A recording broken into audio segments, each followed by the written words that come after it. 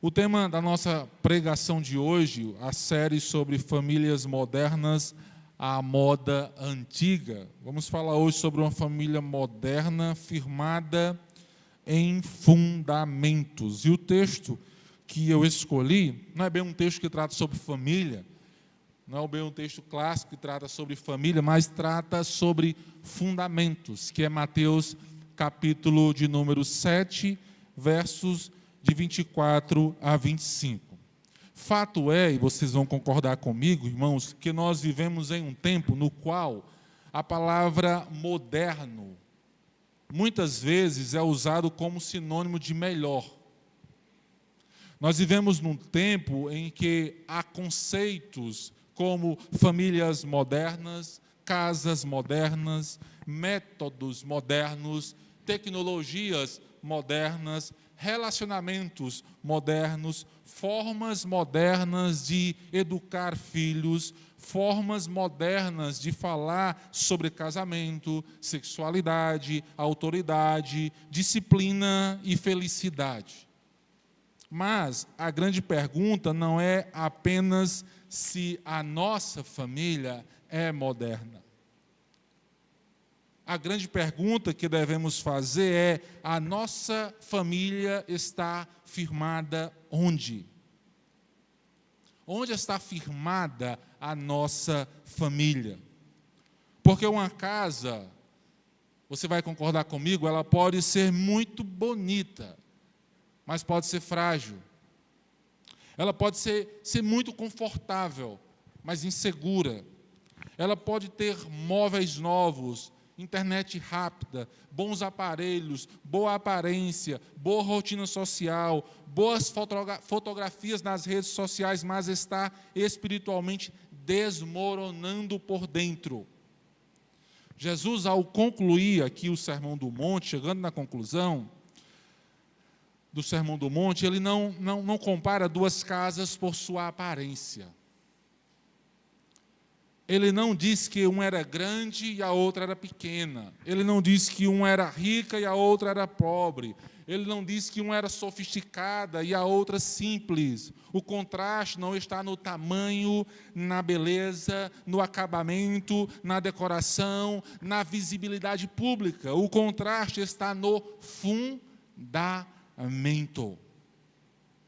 Essa é a palavra-chave desse texto. Em Mateus 7, 24 a 25, Jesus nos ensina que a diferença entre a ruína e a permanência não aparece necessariamente nos dias tranquilos, mas nos dias de tempestades. E toda a família, cedo ou tarde, não é que se vai, é quando for, quando enfrentar chuvas, rios e ventos, o que vai definir a permanência é o fundamento. A questão não é se a tempestade virá, a questão é sobre qual fundamento a casa foi construída antes que a tempestade venha. Eu quero ler com os irmãos agora a leitura bíblica de Mateus, novamente, capítulo 7.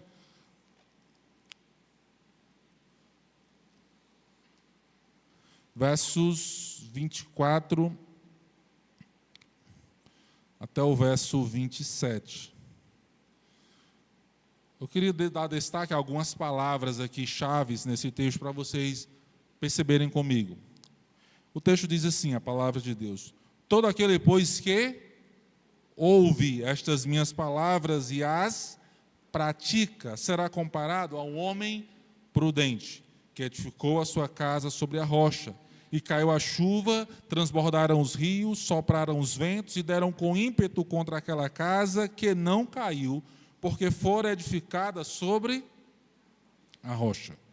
E todo aquele que ouve estas minhas palavras e não as pratica, será comparado a um homem insensato, que edificou a sua casa sobre a areia.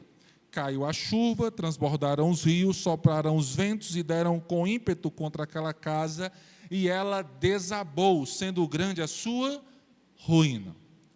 Jesus está concluindo aqui o Sermão do Monte, como eu falei, e ele apresenta dois tipos de ouvintes. O ouvinte obediente e o ouvinte desobediente. Ambos os ouvintes escutam as palavras de Jesus, mas apenas um coloca em prática. A diferença entre eles não aparece na aparência, mas no fundamento sobre o qual eles estão edificando, construindo. Se nós voltarmos um pouquinho para entender melhor essa passagem, no contexto imediato aqui, contexto anterior de Mateus 7, 24, no versículo 21, Jesus faz uma advertência muito séria. No versículo 21 de Mateus, capítulo 7, Jesus diz o quê? Volta aí alguns versículos comigo. Nem todo o que me diz, Senhor, Senhor, entrará no reino dos céus. Quando chega no versículo 24 a 27, Jesus está tratando, irmãos, aqui de algo muito sério. Ele está tratando do perigo da profissão religiosa sem a obediência real. Ele está tratando aqui de um discurso da verdade sem uma obediência de verdade. No contexto anterior, Jesus diz que muitos o dizem Senhor, Senhor. Realizamos obras religiosas, mas não fazem. Realizam obras religiosas, mas não fazem a vontade do Pai. Por isso, essa história, essa parábola das duas casas, não é apenas, irmãos, sobre como enfrentar crises, mas uma advertência sobre a autenticidade do discípulo, ou a autenticidade do discipulado. Por isso é um texto que não trata sobre família, mas como a primeira pregação seria sobre fundamentos, eu estou trazendo essa reflexão. O ponto é, quem realmente pertence ao reino, não apenas ouve Jesus, mas quem realmente pertence ao reino, obedece a Jesus. Por isso vem a instrução, todo aquele que ouve as minhas palavras. A expressão, essas minhas palavras, aponta, irmãos, para tudo o que Jesus vem ensinando desde Mateus 5, quando ele começa o Sermão do Monte, quando ele está ensinando os valores do reino, a ética do reino. Portanto, Jesus não está falando de ouvir qualquer mensagem religiosa.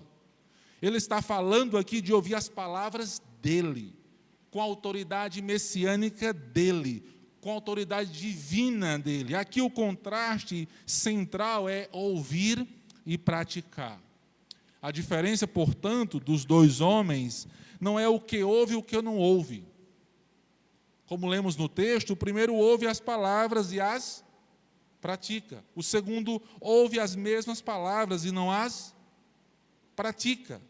Esse é o centro da mensagem, da passagem aqui. Jesus faz uma distinção. Ele distingue entre audição religiosa e obediência verdadeira. É diferente. Ele faz uma distinção em pessoas que gostam de ouvir suas mensagens, gostam de ouvir sobre o reino, gostam de ouvir sobre o Messias, para aqueles que não só gostam de ouvir, mas obedecem. O problema do homem insensato, irmãos, fica claro aqui, não é, em hipótese alguma, ignorância, falta de conhecimento. O problema do homem insensato é desobediência. Ele conhece a palavra, tanto quanto o sensato, mas ele não se submete a ela. Em outras palavras, irmãos, ouvir a verdade sem obedecer à verdade é construir sobre a areia. Ouvir a verdade com obediência é edificar na rocha. E aí Jesus fala que viriam as tempestades, que viriam chuvas, rios e ventos contra as duas casas. Essas tempestades aqui, deixa-me abrir um parêntese, podem ser aplicadas às provações da vida. E é nessa direção que farei algumas aplicações hoje.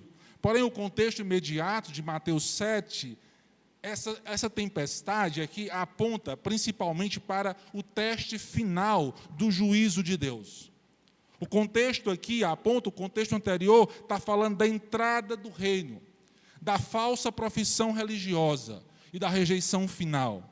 Mateus capítulo 7, versículo 23, olha o que Jesus vai dizer para essas pessoas que chegam diante dele dizendo que ele era Senhor, Senhor de sua vida. Olha o que está escrito. 23. Então lhes direi explicitamente. O que Jesus vai dizer? Nunca vos conheci. Apartai-vos de mim, os que praticais a iniquidade. A tempestade aponta, sobretudo, para o juízo final, quando ficará evidente quem apenas ouviu Cristo e quem realmente se submeteu a Ele. Ao mesmo tempo, essas crises da vida já antecipam esse teste final, porque também revelam sobre qual fundamento estamos construindo. Dado esse panorama contextual do qual o texto está inserido, eu quero agora partir para extrair alguns princípios, algumas verdades que esse texto e o contexto de modo geral nos ensina sobre família. E a primeira que eu queria destacar é a percepção. A percepção. A família precisa, irmãos, ouvir a palavra de Cristo. Jesus começa dizendo: todo aquele, pois que ouve estas minhas palavras. Essa expressão, ela é decisiva. Jesus não está terminando o sermão com uma ilustração genérica sobre sabedoria na vida, ou de vida. Ele está concluindo o Sermão do Monte. Portanto, estas minhas palavras, como eu disse, se refere a tudo que ele falou. Se refere ao caráter do cidadão do reino. O caráter do cidadão do reino é revestido de humildade, de mansidão, de pureza, misericórdia, fome e sede de justiça. É disso que Jesus está falando. Essas as palavras que ele está se remetendo. Se vocês ouvirem essas minhas palavras, vocês estarão edificando sobre a rocha. Aplicando ao casamento, irmãos, reconciliação, perdão, amor, oração, jejum, obediência. Agora, ao concluir, Jesus disse: quem ouve as palavras e pratica essas palavras é como alguém que constrói a casa sobre uma rocha. O que isso significa? Uma família cristã, irmãos, não pode ser construída apenas sob tradições familiares. Meu pai e minha mãe criou assim e viveu assim, então eu tenho que fazer igual. Não. Tem coisas boas que podemos aproveitar. Uma família cristã não pode apenas ser edificada sobre costumes culturais. É porque todo mundo faz assim. Uma família cristã não pode ser construída, edificada apenas sobre sentimentos. Uma família cristã não pode ser edificada apenas sobre experiências pessoais ou opiniões populares. A família cristã precisa começar ouvindo a voz de Cristo, que é o autor da família. A família moderna costuma ouvir muitas vozes. Ouve a voz da mídia, o que é muito comum hoje, dos influenciadores, dos especialistas de internet, dos colegas, dos amigos, das redes sociais, da cultura, da psicologia popular, das ideologias do momento e das próprias emoções. São muitas as vozes. Algumas dessas vozes podem até trazer observações úteis sobre comportamento, sobre comunicação, sobre como melhor organizar a vida, mas nenhuma delas pode ocupar o lugar da palavra de Deus. Nenhuma delas. Estou dizendo que todas as vozes não tem nada que se aproveite. Tem. Mas nenhuma delas pode ocupar o lugar da palavra de Deus. A palavra é fundamental, não acessória. É necessário que ela esteja na base. A família cristã precisa aprender, irmãos, novamente a perguntar: o que Cristo diz sobre isso? O que a Escritura ensina sobre casamento? O que a Escritura ordena sobre aos pais? O que a Escritura exige dos filhos? O que a palavra ensina sobre perdão? O que a palavra ensina sobre servir um ao outro? O que a palavra ensina sobre pureza? O que a palavra ensina sobre disciplina? O que a palavra ensina sobre dinheiro? O que a palavra ensina sobre descanso? O que a palavra ensina sobre prioridades? O que a palavra ensina sobre culto doméstico. Uma família moderna, firmada em fundamentos antigos, é uma família que reconhece que a palavra de Deus não envelheceu. Ela é antiga, é bem verdade, mas não ultrapassada. É antiga porque vem do Deus eterno. É atual porque continua falando com autoridade ao nosso coração, hoje, no século 21. O problema da família contemporânea, deixe-me dizer uma coisa, que é para todos nós, não é falta de informação. Não é, irmãos. Temos informação até demais, eu diria. O problema é falta de sabedoria. A sabedoria começa quando a casa se curva diante da voz do autor da família, que é Deus. Aqui é a demonstração de sabedoria. A família que deseja permanecer de pé precisa recuperar a centralidade da Escritura dentro do lar. Não apenas a Bíblia aberta na estante da sua casa, na sala da sua casa, na sua mesa, no seu quarto. Não só apenas um livro aberto, mas a Bíblia fazer parte das suas discussões familiares, das conversas familiares, da resolução dos conflitos familiares, da tomada de decisão. Uma casa, irmãos, pode ter muitos livros e bons, mas se não tiver a palavra de Deus como autoridade final, essa casa continua espiritualmente desorientada. Por isso que Jesus disse: todo aquele, pois, que ouve, que percebe estas minhas palavras, que coloca em prática, que é a segunda verdade que eu queria destacar. A família precisa ter percepção, a segunda, a família precisa praticar a palavra, irmãos, não apenas ouvi-la. Aqui está o ponto central do texto, como eu já falei, da diferença entre o prudente e o insensato, entre o que ouviu e o que não ouviu.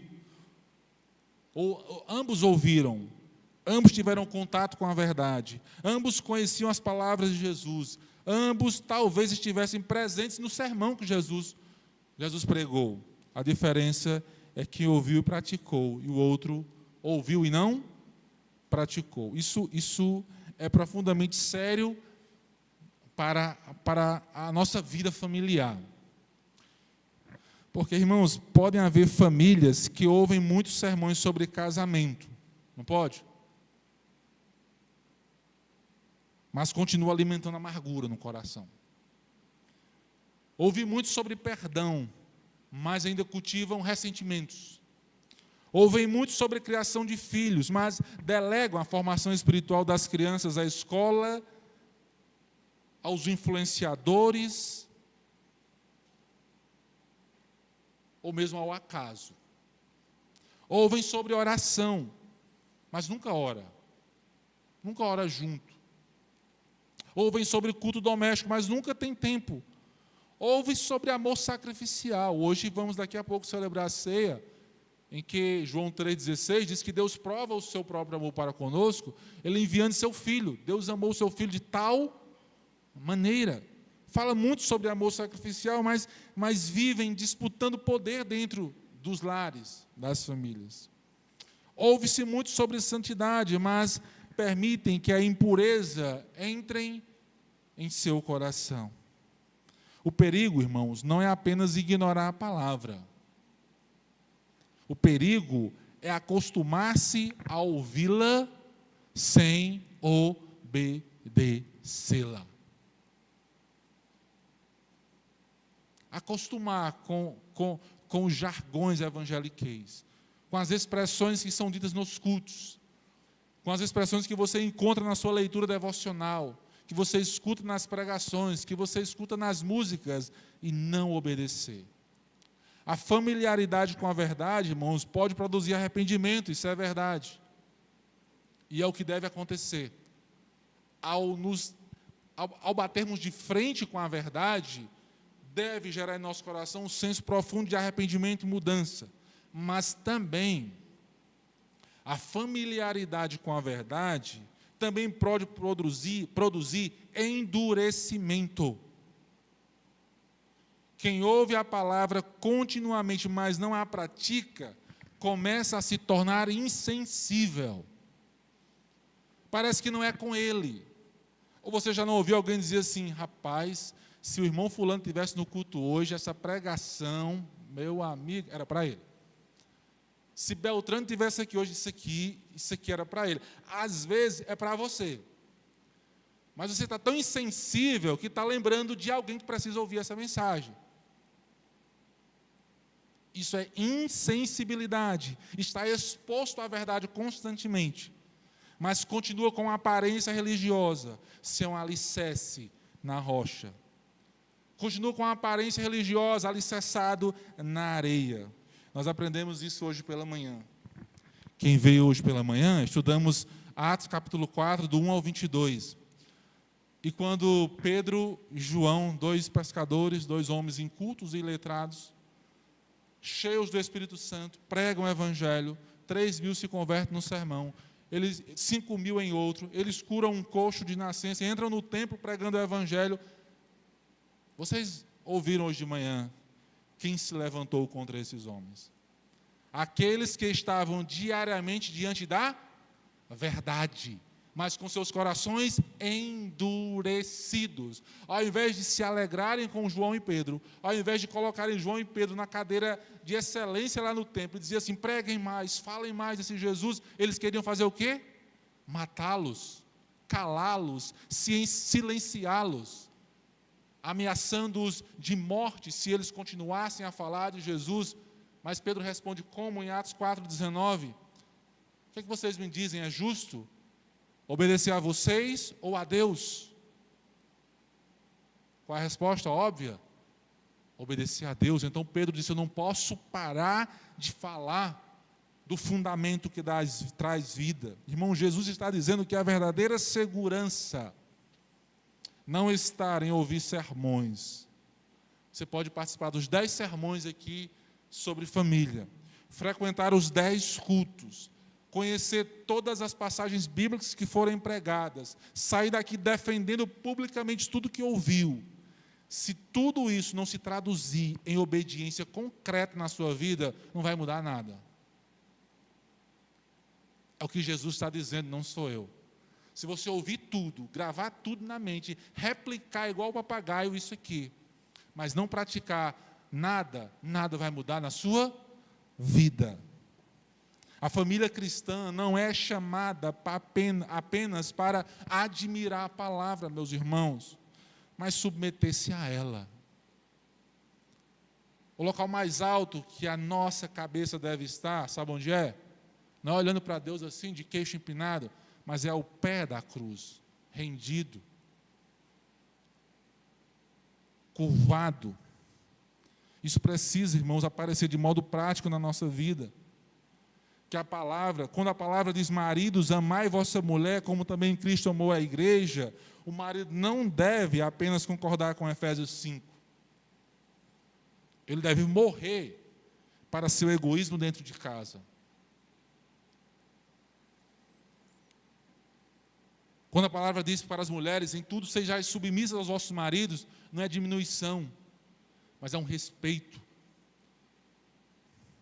Quando a palavra diz: pais, não provoqueis a ira dos vossos filhos, os pais não devem apenas defender a autoridade paterna: eu mando, eu sou pai, você me obedece, ponto final.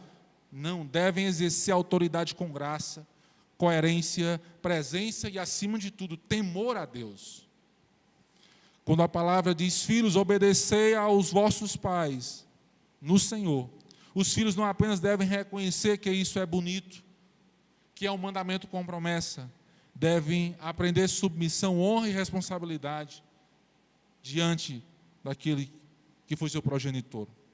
Quando a palavra diz: perdoai uns aos outros, a família precisa parar de usar o silêncio como arma, o passado como comunicação e a distância como vingança.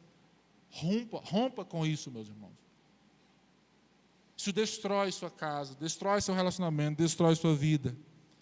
E quando a palavra de Deus diz, buscai, pois, em primeiro lugar o reino de Deus, a família precisa reorganizar sua agenda, reorganizar suas prioridades, reorganizar seus sonhos, reorganizar seus projetos, reorganizar suas finanças, reorganizar seu casamento, tudo ao redor do senhorio de Cristo. Quem tem a Bíblia em casa aqui? Todos? Amém?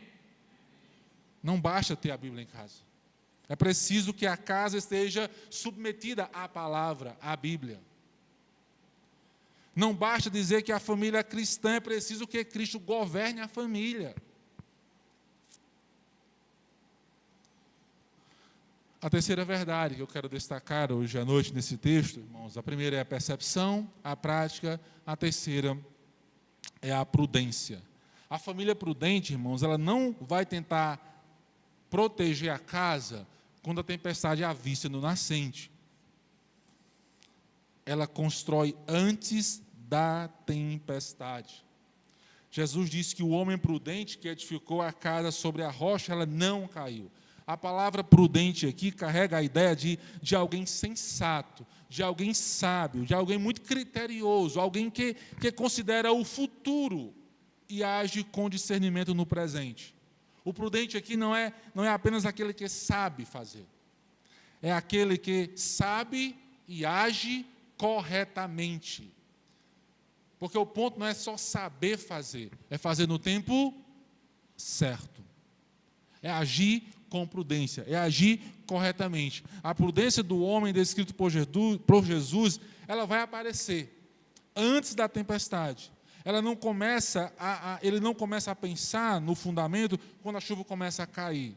Ele não começa a cavar quando os ventos sopram. Ele não procura a rocha quando os rios transbordam. Não, ele preparou a casa antes da crise. Aqui há uma lição indispensável para as famílias. E para quem é construtor, irmão Romero aqui para quem for construir alguma coisa na vida, nem seja uma casinha lá para qualquer que seja, não seja para a galinha ou para o cachorro, tá? Fundamentos não são improvisados, tá? Fundamento não é improvisado durante a tempestade. Ele vem antes. Muitas famílias só querem conversar seriamente quando o casamento já está adoecido. Muitos pais só querem discipular os filhos quando eles já foram discipulados pelo mundo. Muitas famílias só querem orar quando a crise já bateu na porta. Porque é aquela velha história. Agora só oração, pastor. Sempre foi só oração, meu irmão. Mas você não orou. E agora chega para Deus e agora só oração. Sempre foi só oração. Desde a primeira lição que você deu, a última, sempre a oração. Muitas famílias, muitos lares só querem restaurar o altar quando a casa já está em ruínas.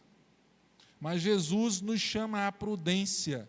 É hora de construir antes da tempestade. Pais, ensinem seus filhos agora. Tenham tempo para os seus filhos. Conversem com eles sobre a vida. Maridos e esposas, cultivem o casamento agora. Fujam do pecado do depois. Já ouviram desse pecado? Depois a gente conversa sobre isso. Depois a gente trata disso. Depois a gente resolve isso. Depois nunca chega. Porque é sempre depois. A palavra já se define. Depois isso, depois aquilo. Famílias, orem juntas agora. Leiam a palavra. Conversem. Peçam perdão agora.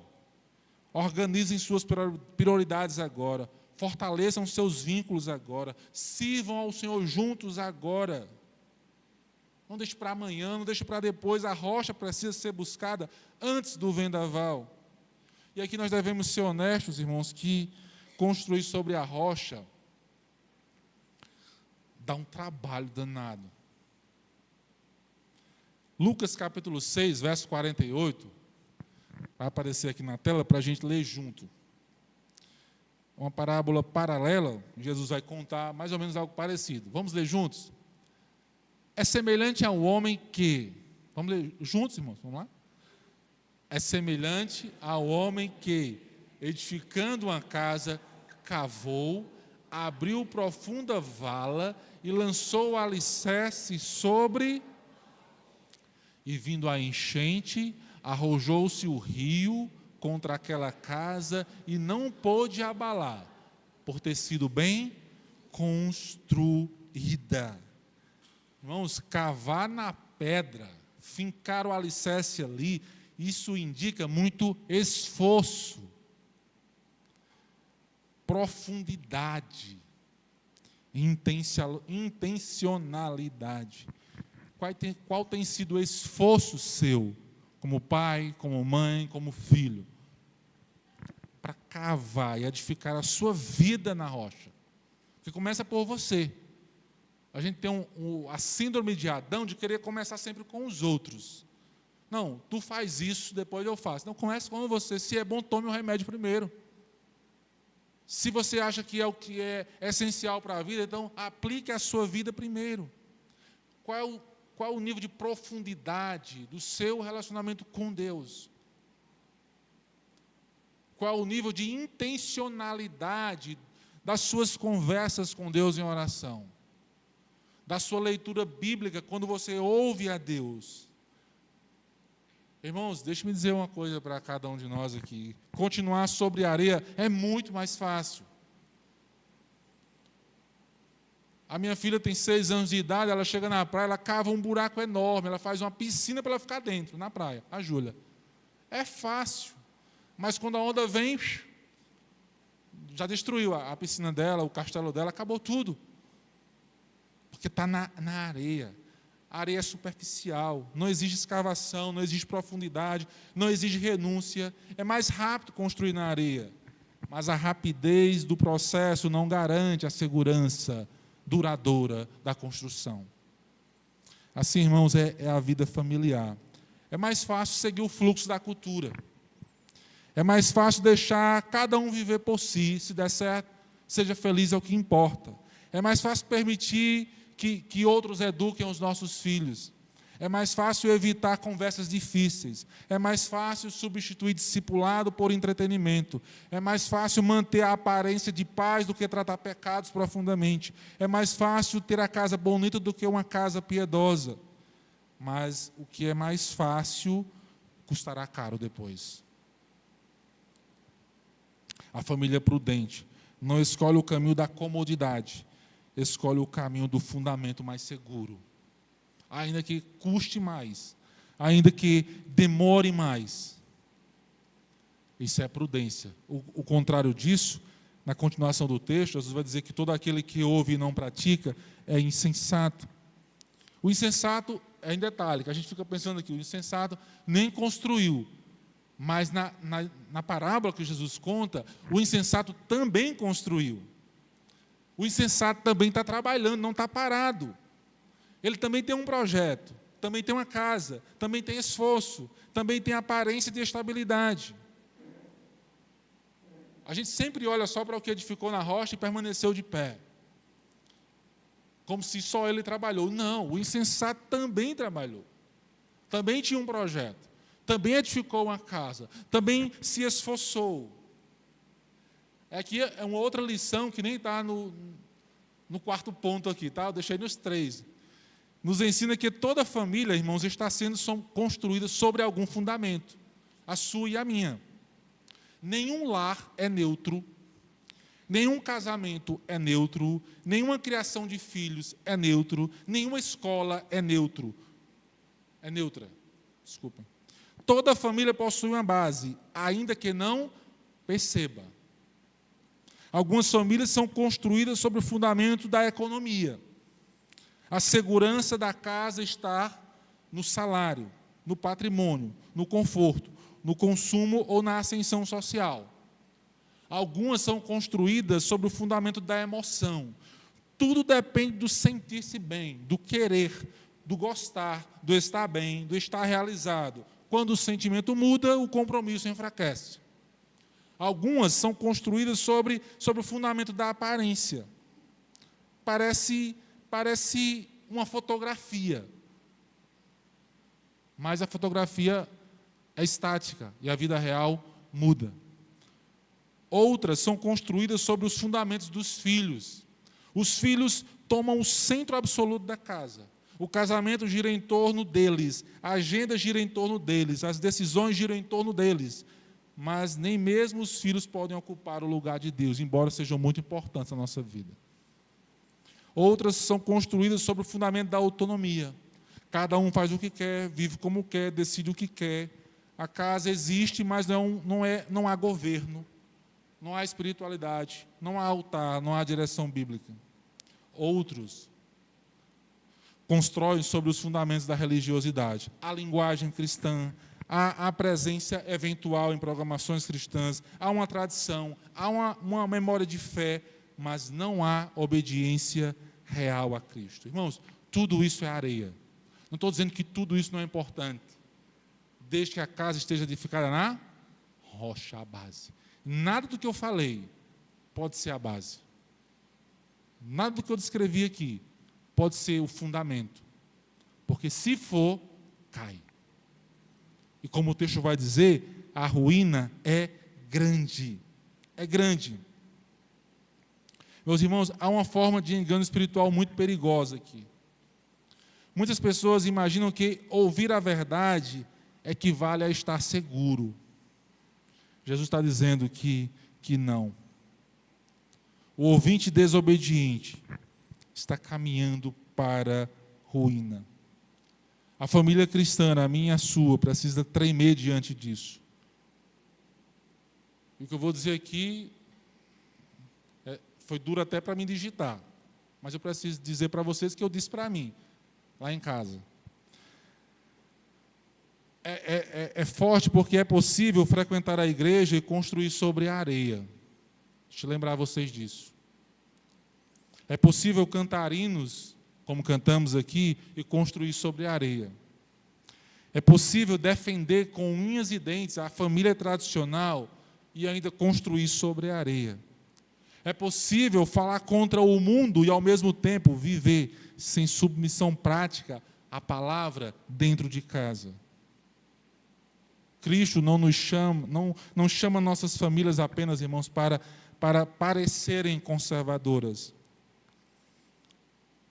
Ele nos chama, acima de tudo, para sermos obedientes. É isso que Deus espera de nós. Porque a tempestade, no final das contas, a gente só olha para a destruição, a tempestade só revela o fundamento da casa. É isso que Jesus está mostrando. A linguagem é muito forte.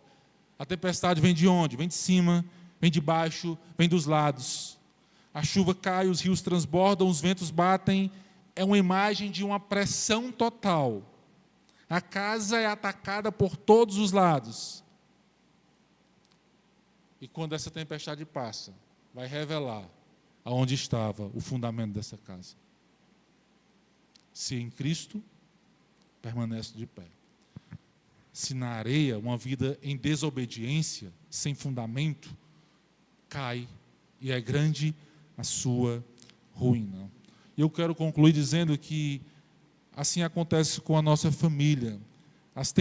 Existem hoje tempestades externas, crises financeiras, enfermidades, luto, pressões culturais, violência, instabilidade social, influências mundanas. Há tempestades relacionais, conflitos internos dentro de casa, dificuldades na comunicação, frieza emocional, problemas na criação de filhos, choque de expectativas, interferências de parentes, solidão dentro do lar, há mágoas acumuladas, tudo isso são pressões. Há tempestades também espirituais, pecados ocultos, negligência à oração, mundanismo, esfriamento, incredulidade, desânimo, orgulho, falta de perdão, abandono da comunhão da igreja. Há também pressões geracionais, tempestades, filhos crescendo em um mundo que chama o mal de bem e o bem de mal, jovens sendo pressionados a desconstruir a fé, crianças sendo catequizadas por telas até se tornarem discipuladas pelos pais. Irmãos, a tempestade vem. Não é se virar, ela vem. E quando ela vem, ela não cria fundamento. Ela revela aonde você edificou, aonde você plantou. E eu queria concluir dizendo que a diferença entre a casa sobre a rocha e a casa sobre a areia não é a ausência de problemas. As duas enfrentaram chuvas, rios e ventos. A diferença é o resultado final. A família firmada em Cristo, ela não é perfeita. Os filhos não são perfeitos. O marido não é perfeito. A esposa não é perfeita. Ela será abalada, mas não destruída.